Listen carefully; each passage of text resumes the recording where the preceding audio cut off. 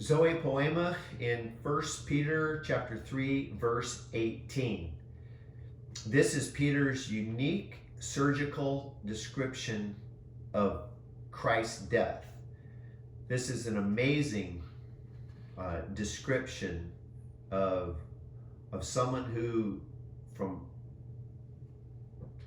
see the internal aspects of what was really going on when Christ was dying on the cross. So was he on a cross with crossbars and nails? No, he's giving something a universal vision here of what was going on. So let's read it. Christ suffered once for sins, on the one hand, being put to death in the flesh, on the other hand, made alive in spirit.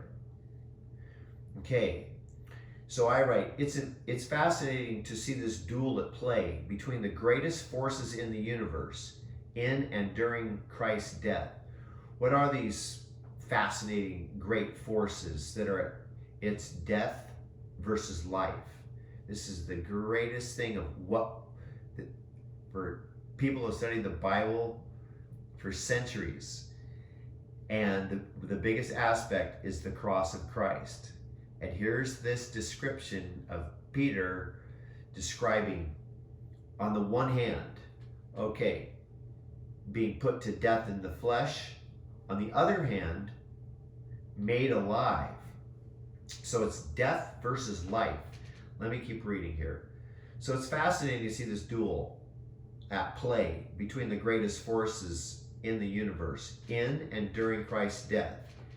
His suffering is described as simultaneously happening while also being made alive in spirit. So on the one hand, on the other hand, this is a Greek phrasing, men and deh. On the one hand, on the other hand is the best way maybe to say it in English. But in Greek, this reveals an equal balancing on the one hand, on the other hand, as well as simultaneously happening, saying, hey, these two things together equally are happening at the same time. And this is like a battery with a battery post, like a positive and a negative going. What an energizing battle that must have been. And Zoepoema came out victorious.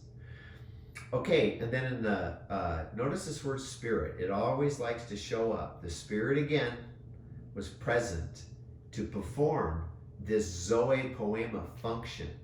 The spirit was present as like the who was doing the what.